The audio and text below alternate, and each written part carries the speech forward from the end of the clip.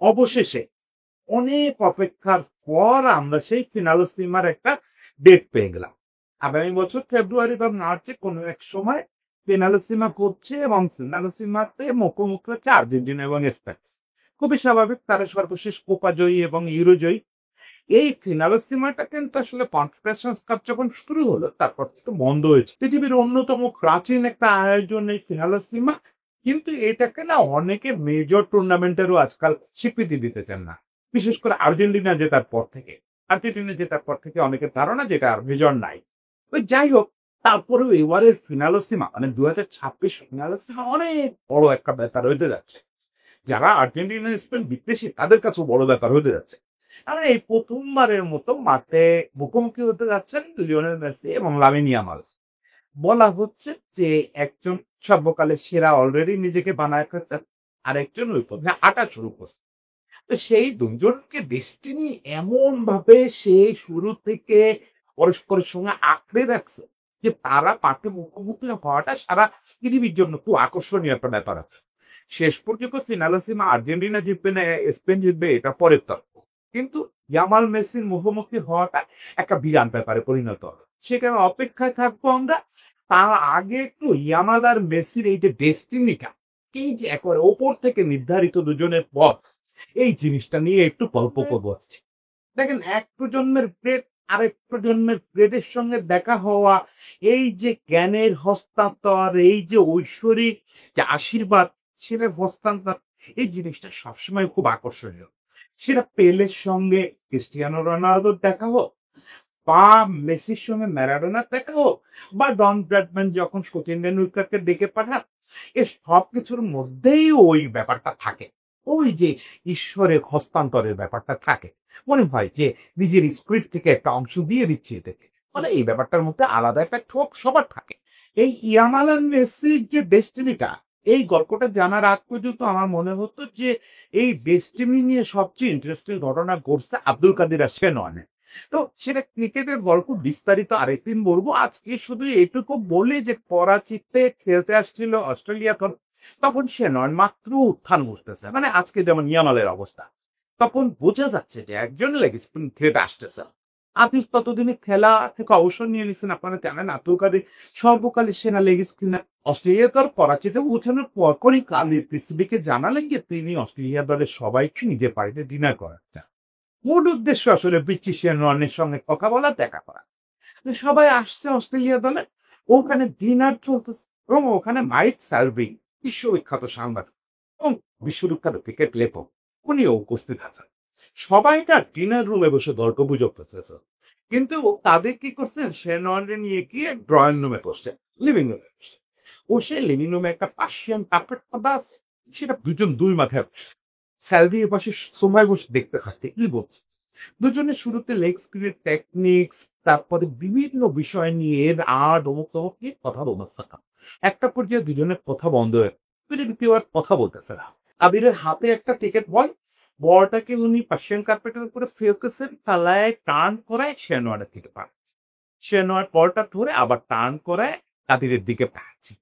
এই যে পার্সিয়ান কার্পেটের উপরে বল টার্ন করানো, এটা নিয়ে দুজনের মধ্যে একটা প্রতিযোগিতাও চলতেছে। সার্ভি তাই লিখতেছে যে আমার মনে হচ্ছিল শুরু থেকে একটা প্রতিযোগিতা চলতেছে যে এরকম অদ্ভুত লাগতেছে, বেশি টার্ন করা নয়। পর্যায়ে প্রতিযোগিতাটাও কমে গেল।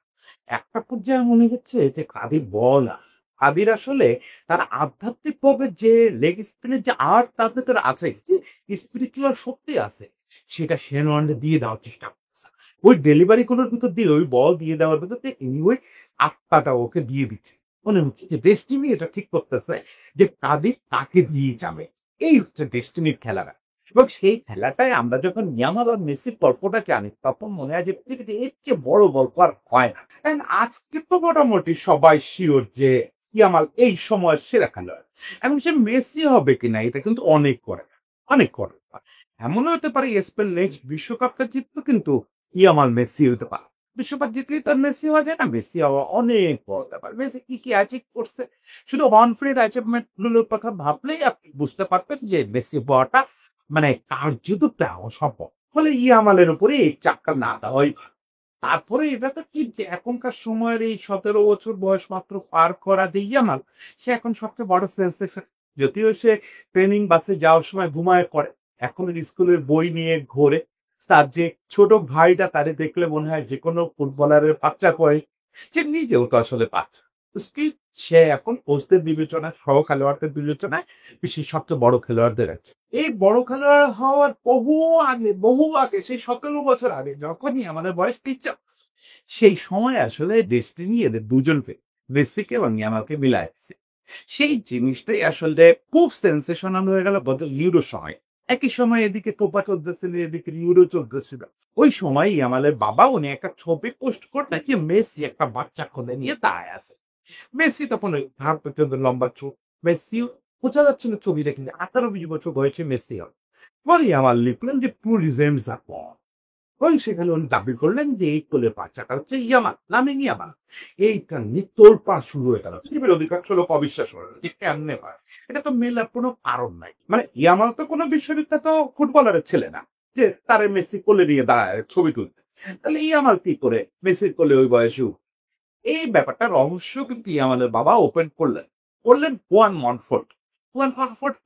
হুয়ান মনফোর্ট হচ্ছে বার্সেলোনা বেলড একজন ফ্রিল্যান্সার সাংবাদিক, যেটা মূলত দিয়ে দিতে কাজ করে। অ্যাসোসিয়েট প্রেস মানে জানেন পৃথিবীর সবচেয়ে বড় সংবাদ সংস্থাগুলোর একটা। উনি বললেন, উনি পুরো গল্পটা জানালেন ওনার সোশ্যাল হ্যান্ডেলে। উনি বললেন যে এই ছবিটা আসলেই আমাদের সে বেশি বলেছে, ছবিটা আমার তোলা। মনফোর্টের মতো মানুষ যখন এই সাক্ষী দিলেন, তাহলে তো পুরো গল্পটা জানতে হয়। পুরো গল্পটাও মনফোর্ট জানা যায়। এই ব্যাপারটা ছিল ইউনিসেফের একটা উদ্যোগ। ইউনিসেফ ওই বার্সেলোনার একটা লোকাল পত্রিকার সঙ্গে একটা চ্যারিটি প্রোগ্রাম আয়োজন করছে। আপনারা জানেন ইউনিসেফ লম্বা সময় ধরে বার্সেলোনার স্পন্সর ছিল। ইউনিসেফ ঠিক করলো যে তার একটা ক্যালেন্ডার দেয়। আর ওদের একটা ক্যালেন্ডার করবে, এই ক্যালেন্ডারটা বিক্রি করবে সারা পৃথিবীতে। বিক্রির টাকাটা ওই বার্সেলোনার আশেপাশে কাতালোনিয়ান এলাকায় কিন্তু দরিদ্র সরকারেরই আছে, ওই যে দরিদ্র বঞ্চিত যেসব শিশু তাদের উন্নয়নে ওই টাকাটা খরচ। তারা প্রস্তাবটা দিল বার্সেলোনা যে আমরা এরকম একটা ক্যালেন্ডার করবো, তোমরা তোমাদের 12 জন খেলোয়াড়, তরুণ খেলোয়াড় এবং কারেন্ট টিমে 12 জন খেলোয়াড়কে দেবে, যাদেরকে দিয়ে আমরা ফটোশুট করতে পারবো।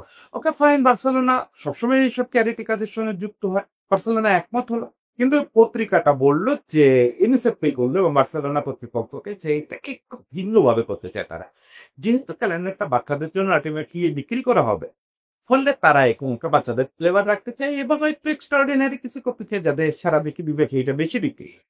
সেটাকে সেটা হচ্ছে তারা বললো যে কাতালোনিয়া থেকে তারা 5টা বাচ্চা, মাত্র নবজাতক বাচ্চা, 4 মাস 5 মাস বয়সী বাচ্চা ম্যানেজ করে ওই নৌ ক্যাম্পে নিয়ে আসবে। ওখানে নৌ ক্যাম্পের লকার রুমে সদস্য হবে, এক একটা বাচ্চা কোলে নিয়ে তাকে প্রস্তুত করানোর মতো একটা দৃশ্য আয়োজন করা হবে। এরকম এক একটা ছবি ক্যালেন্ডারে ইউজ করা হবে, যেখানেও গোসল করানোর কাজটা করবে বার্সার কোনো স্টার খেলোয়াড়। এটাতেও বার্সা এক কথা হয়ে যাবে, তারা 12 জন খেলোয়াড়কে দিন। ওদিকে ইউনিসেফ কি করলো, তারা বার্সেলোনার জাস্ট পাশের একটা সিটি, ওটাও কাতালান সিটি, ওই মাতারো শহরে একটা র্যাফেল ড্র আয়োজন। ওখানে তারা হচ্ছে কিছু কুপন লোকজনের ভিতরে বিলি করলো, জিজ্ঞেস করলো যে আপনার এই বয়সী বাচ্চা আছে কিনা, থাকলে এই কুপনটা সকালে কিরকম গার্জিয়ানের ভিতরে তারা কুপন বিতরণ করলো।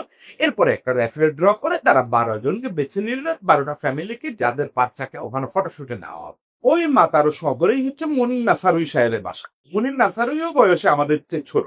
সে ভয়ানক রিয়াল মাদ্রিদ ফ্যান, ভয়ানক, মানে এবং প্রচন্ড বার্সেলোনা বিদ্বেষ। তারপরে সে যখন শুনলো যে ইউনিসেফ এরকম একটা র্যাপেডও আয়োজন করতেছে বাচ্চাদের নিয়ে, যারা বার্সার স্টারদের সাথে ছবি তুলবে, যতই রিয়াল মাদ্রিদ ফ্যান হোক, বার্সা তারা তাদের প্রতি একটা আগ্রহ তো থাকে। আর 2007 সালের বার্সাটা আপনি চিন্তা করে দেখেন, ওই সময় তো আমার মনে হয় যে দুনিয়ার সবচেয়ে বড় বার্সা বিদ্বেষীও চাইবে যে একজন বার্সা স্টারের সঙ্গে ছবি তুলে দেওয়ার বাচ্চা।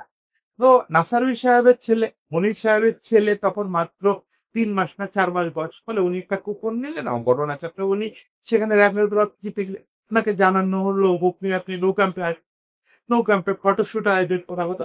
ফটোশুট আয়োজনের ভঙ্গিটা ছিল এরকম যে লকার রুমের একটা অংশে বাচ্চাগুলোকে সিরিয়ালি ওই বাথটাবের মতো একটা ছোট একটা প্লাস্টিকের বাথটাব, ওইটাতে রাখা হবে, ওখানে গোসল করানোর ভঙ্গি করা হবে। আর 12 জন খেলোয়াড় বাইরে ওয়েট করতেছে, ওখান থেকে এক গেট করে খেলোয়াড় হয়েছে র্যান্ডম যে বাচ্চাটা ওখানে তখন থাকবে, ও বাচ্চার সঙ্গে ফটোশুট একজন করে হচ্ছে।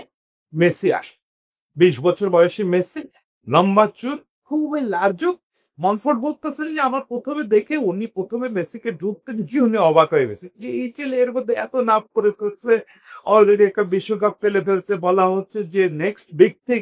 সেই ছেলে এত লাজো, চিকনা, লম্বা, তখন কিন্তু বেশি লম্বা মনে হচ্ছে। মনফোর্ড বলতেছেন লম্বা, চিকনা, লাজুক একটা ছেলে আগায় আসতেছে, আগায় এসে একটা বাচ্চা দেখে চমকে গেছে। সে বলছে এটা আমি পারবো।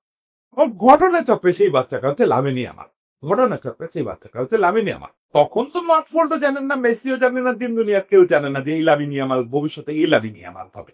আর যাই হোক, মেসি বসছে যে এটা আমি এতটুকু বাচ্চা আমি জীবনে কোলে নেই নাকি, আরে পানির ভিতরে ধরতে হবে, যদি হাত থেকে পড়ে যায় বাচ্চা একটা অ্যাক্সিডেন্ট হয়ে যাবে। তখন ইয়ামালের মা গিয়ে বলছেন যে আমি একদম পাশেই থাকছি, জাস্ট শুধু ফ্রেমের বাইরে থাকো, আপনি নিশ্চিত তোকে কোলে নেন, নিশ্চিত তোকে গোসল করার, আপনার গোসলও পরাতে হবে না, গোসল করার মতো একটা ভঙ্গি করে।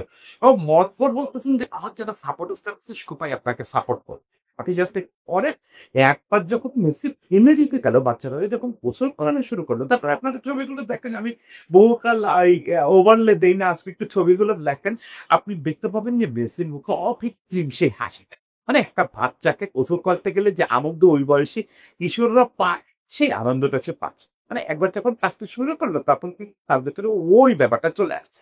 এবং আলটিমেটলি দেখেন ঈশ্বরের খেলাটা, সেই দুজনের ছবি তুললো, সেই মেসি পরবর্তীকালে ওয়ার্ল্ড কনকোয়ার করলো।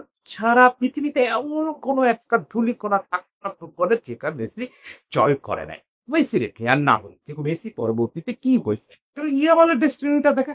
অথচ ওরকম রিয়াল মাদ্রিদের পক্ষ সেই ইয়ামাল এসে বাচ্চা একাডেমিতে ভর্তি হলো, 15 বছর বয়স পার হতে হতে জানি তাহলে মূল দলে নিয়ে আসতো। আর তারপর তো আপনারা অলরেডি জানেন যে ইয়ামাল কি করতেছে। এবারে নিউরো জেতানো কিন্তু অন্যতম নায়ক ছিল। এবং তখন তার কি অবস্থা, ওই সময়ে কে যেন বলতেছিল, পেদ্রি বা কেউ একজন বলতেছিল যে ও প্রতিদিন রোডের থেকে বেরোয় বাসে ওঠে পরেই ঘুমায় যায়, এবং কেউ ওরে ডিস্টার্ব করে না, বলো কেউ একজন ওর গায়ে কম্বলটা দিয়ে দেয়, বাসে তো প্রচন্ড ঠান্ডা।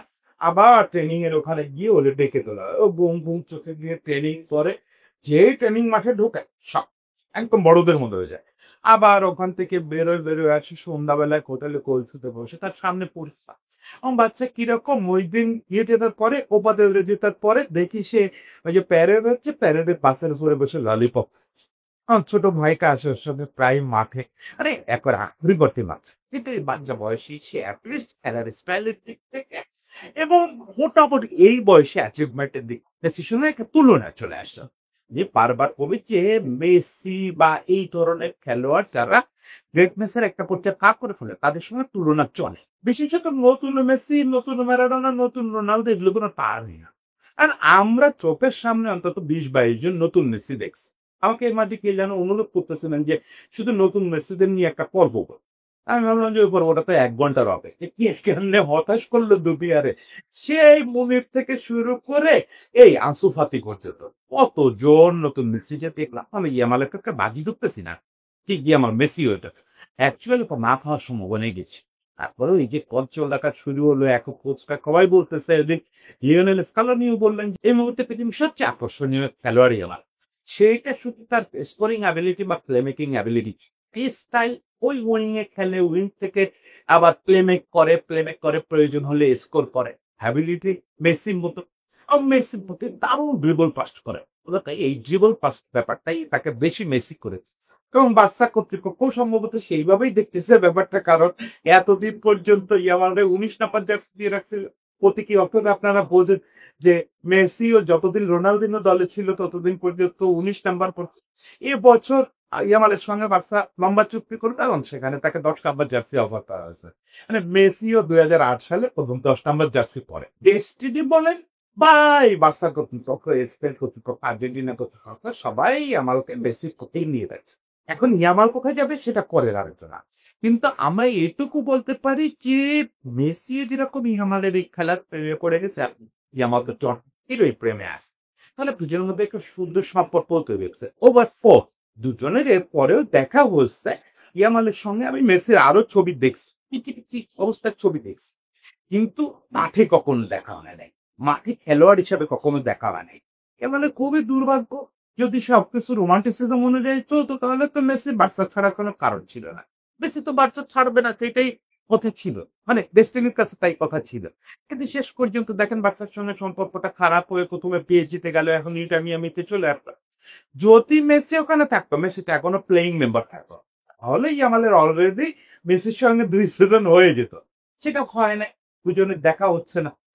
স্পেনে যখন ইয়ামালের শুরু হলো, তারপর থেকে স্পেন আর্জেন্টিনা আর কখনো মুখোমুখি হয় নাই। এদিকে বার্সা ইন্টার মিয়ামিও যে কোথাও মুখোমুখি হবে তা হয় নাই। ফলে একসঙ্গে খেলা বা পরস্পরের বিপক্ষে খেলা মোটামুটি বাঁকে দেখা পাওয়াটা তাদের বলে। সেই জিনিসটা সম্ভবত প্রথম এবং চূড়ান্তবারের মতো হতে যাচ্ছে এই আগামী বছর, যদি না স্রষ্টা 3টা ঘটনা না করান। প্রথমত হচ্ছে কোনো কারণে পিনালসিমা ক্ষেত্রে বাতিল হওয়া যায়। কেবল লাস্ট কংগ্রেসের সব পক্ষ একমত হয়েছে ফিনালসিমা থেকে সমস্যা হয়। ফিনালসিমা তো এখন ফিফার 50 ইয়ার্স প্রফিট না। আমি যেমন কনফেডারেশনস কাপ ছিল, যে কোপা ইউরো এবং ওয়ার্ল্ড কাপের টপ দলগুলো কনফেডারেশনস কাপ, ওটাকে ফিফার উইন্ডো ছিল, ফলে ওটা নিয়ে ঝামেলা। কিন্তু ফিনালসিমা তো একটা রোমান্টিক প্রফিট, অনেক আগে ছিল, তো প্রাগৈতিহাসিক কালে। তারপরে ফিরে আসছে 2022। এখন এই জেলার পরে তাকে উইন্ডো দিতে একটু সমস্যা আছে। এখানে ফিফার মতামতের ব্যাপার আছে, ফিফার শিডিউলের ব্যাপার আছে। মানে ওইখানে এমন একটা উইন্ডো লাগবে যেখানে স্পেন এবং আর্জেন্টিনার কোনো খেলা থাকতে পারে। আবার ওয়েফার একটা কনসেন্ট লাগবে, কনমেবলের একটা কনসেন্ট লাগবে, কারণ দুই কনফেডারেশনের প্রতিনিধিত্ব করবে, তাদের মুখোমুখি হওয়ার ব্যাপার আছে। তাহলে ওইগুলো কর্তৃপক্ষের এখানে কনসেন্টে যাওয়া আছে। সেই ব্যাপারটা গত ফিফা কংগ্রেসে হয়েছে। ফিফা কংগ্রেসের বিষয়টা উঠছে, ওঠার পরে দেখা গেছে যে এটাতে উয়েফা একমত আছে, এটাতে কনমেবল একমত আছে, আর্জেন্টিনা কত একমত আছে, স্পেন একমত। আর্জেন্টিনা আর স্পেনকে কেন একমত থাকতে হবে? যে ওই নির্দিষ্ট উইন্ডোটা তারা কোনো ট্রেনই রাখবে না, তারা ওইটা ফিনালিজমের জন্য রাখে। এটা আবার বড় ত্যাগ, কিন্তু দেখেন এই ট্রেনটি গুলো হচ্ছে এইসব ফেডারেশনের সবচেয়ে বড় আয়ের উৎস। ফলে সেইটা একটা স্যাক্রিফাইস করা, একটা পুরো উইন্ডো স্যাক্রিফাইস তারা খুব করে, সেটা তারা করতে রাজি হচ্ছে, সবাই এক কথা। উইন্ডোটা পরিষ্কার হয় নাই, মানে উইন্ডোটি কোন উইন্ডোটা নেওয়া হবে। এখন বলা হচ্ছে যে ফেব্রুয়ারি টু মার্চ 2026, ফেব্রুয়ারি টু মার্চের মধ্যে দুটো উইন্ডো আছে, এর যে কোনো একটা উইন্ডোতে আয়োজনটা হবে। ফলে আয়োজন হওয়াটা কনফার্ম, কারণ সকল পক্ষ একমত হয়েছে। ভেনু নিয়ে একটি সমস্যা আছে, আর্জেন্টিনাতে ছিল ব্যাপারটা লাতিন আমেরিকায় কোথাও হোক, যেহেতু আগের আসরটা ইয়েতে হচ্ছে, ইংল্যান্ডে হচ্ছে, এবারের আসরটা লাতিন আমেরিকায় কোথাও হোক, সে ব্যাপারে না ইউএফএ একমত হয় নাই, মূলত স্প্যানিশ ফেডারেশন একমত হয় নাই। আর তারা আসলেই লাতিন আমেরিকাতে কিন্তু জার্নি করা, ওখানে ক্যাম্প করাই সবকিছু করতে রাজি। মানে আপাতত দূরে নেওয়া হচ্ছে, মোটামুটি সবাই মৌখিক করে একমত হয়েছে যে এটা হয় আমেরিকান হবে, নতুবা ইউরোপের কোথাও হবে। ইংল্যান্ডে সম্ভবত আর হবে না, কিন্তু ইংল্যান্ডে একটা আসন অলরেডি হয়ে গেছে। আমেরিকার দিকে এখন একটু ভোটটা বেশি, তো অনেকগুলো কারণ আছে। আমেরিকার প্রথম যে ফুটবল দর্শক শ্রেণী মেসি তৈরি করছে, তাদেরকে মাঠে টানার একটা ব্যাপার আছে। তারপরে আমেরিকায় নেক্সট ওয়ার্ল্ড কাপ 2026-এই তো ওয়ার্ল্ড কাপ, ফলে 2026-এর শুরুতে ওখানে একটা জমজমাট আয়োজন করতে পারলে দুর্দান্ত ব্যাপার হবে। নেক্সট কোপাটাও আমেরিকায়, ফলে আগামী বছর তো এই ফুটবলটা তো আমেরিকায় থাকবে। সেই হিসাবে আমেরিকার পর একটা তারও চান্স আছে, নতুবা ইউরোপের কেউ হবে। আমি যেটা বলতেছিলাম যে যদি কোনো কারণে এটা বেচতে চায়, সেটা একটা দুর্ঘটনা হতে পারে। নতুবা উপরওয়ালা না করুক, একদম আমার এই কথা না শুনুক, লিওনেল মেসি ভাই আমাকেও যদি ইনজুরিতে পড়ে, এরকম 3টা ঘটনার ক্ষমতা যদি না করে, তাহলে আমরা প্রথমবারের মতো লিওনেল মেসি এবং লামিন ইয়ামালকে এক মাঠে দেখতে পাচ্ছি। ডেস্টিনির আরেকটা পর্ব উন্মোচিত হবে। বিশ্বকাপ সামনে আছে, বিশ্বকাপে স্পেন এবং আর্জেন্টিনার মুখোমুখি হবে, ঠিক অনেক কিছুর উপরে নির্ভর করে। অ্যাজ বোথ আ হাই র্যাঙ্ক টিম, তারা প্রথম পর্বে, দ্বিতীয় পর্বে বা এর আগে কোয়ার্টার ফাইনালে দেখা হয়ে যাওয়ার সম্ভাবনা খুবই কম। প্রথম পর্বে তো দেখা হবেই না, ওদের সিডিং এমন ভাবে হবে যে প্রথম পর্বে দেখা হবে সম্ভাবনাই নেই, দ্বিতীয় পর্বে দুদলই যাদের গ্রুপ চ্যাম্পিয়ন হলে দেখা হবে না, একই রকম ভাবে এরকম আগাইতে থাকবে, দেখা হবে। দেখা হইতে পারে সেমিফাইনাল বা ফাইনাল, সেক্ষেত্রে দুদলকেই সেমিফাইনালে বা ফাইনালে উঠতে হবে। ফলে ওখানে অনেক যদি কিন্তু আছে যে আবার লামিন ইয়ামাল আর মেসি এক মুখোমুখি হবে কি না, একই মাঠে দেখা হবে কিনা। ফলে আমরা ধরে নিতে পারি আসলে এটা প্রথম এবং চূড়ান্ত সুযোগ, শেষ করছি না, চূড়ান্ত সুযোগ লামিন ইয়ামাল এবং মেসিকে মাঠে দেখা। এই জন্য পরস্পরের বিপক্ষে খেলবে কোনো এক ফাঁকে। অলরেডি দুজনের প্রচুর কন্যা কথা হয়। মেসি তার সবচেয়ে পছন্দের জার্সিকা, বিশ্বকাপ যে জার্সিকা যেটা পরে ফাইনাল দিচ্ছে, ওইটা ইয়ামালকে পাঠায় দিয়েছে। ইয়ামাল ফোনে তার কাছে নানা রকম আবদার করে এবং প্রচুর টিপস নেয় যে বলো তো এই ম্যাচে এই করছিস, কি করবো। তাদের মধ্যে প্রচুর কথা, এটা একদম রোমানোর মাঝে লিখতেছি। এখন মানে এই সিনিয়র জুনিয়রদের মধ্যে সবচেয়ে বেশি কথোপকথন হয়তো দেয় ইয়ামাল আর মেসি। এবং মেসির মাঝে এডিডাসের একটা ক্যাম্পেইনে কয়েকটা তরুণ খেলোয়াড়কে বেছে নিছে যারা মেসি লেখা শু পরে এই সিজনটা খেলতেছে। এই কোনো সিজন ছিল না। তার মধ্যে সবার আগে বেছে নিছে হচ্ছে ইয়ামালকে। এবং এই আছে এচেবেরি আছে, এই যে মাত্র সিটিতে অভিষেক হলো যা, এচেবেরিও আছে ওই তালিকায়, যাদেরকে মেসি বেছে নিয়েছে যে এরা মেসি লেখা বুট পরে খেলবে। বুঝতে পারছেন যে মেসি কোন ধরনের বাজি ধরছে এদেরকে নিয়ে, যে এরা আমার জায়গাটা নেবে কিনা, এনে দিতে পারে।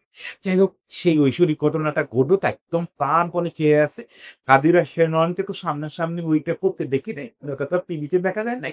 ইভেন ডন ব্র্যাডম্যান আর টেন্ডুলকারের সাক্ষাতে তো মিডিয়ার প্রবেশই নিষেধ ছিল। ফলে ওটাও দেখার কোনো সুযোগ ছিল না, শুধু আমরা একটা ছবি দেখছি। এরপর এবার আমরা মেসি আর ইয়ামালকে একটু লাইভ দেখতে চাই। সামনাসামনি তো দেখার সৌভাগ্য ঈশ্বর দেবেন না, ওই টিভিতে দেখতে চাই যে দুজন দৌড়াচ্ছে, একজন আর একজনকে ড্রিবল পাস করতেছে। লয়ারি পজিশন অবশ্য দুজনের এমন ড্রিবল পাস সুযোগ কম আসবে 90 মিনিটে। তারপরে একবারও যদি পরস্পর থেকে কাটায় দেয়, ওই দৃশ্য সারা জীবনের জন্য বুকে ধরে রাখো, সারা জীবনের জন্য বুকে ধরে রাখো। সেই দিনটার অপেক্ষা থাকলো। সে পর্যন্ত সবাইকে শুভেচ্ছা। ইয়ামাল, মেসি সহ পৃথিবীর সমস্ত ফুটবলের জন্য ভালোবাসা। সবাই ভালো থাকতো।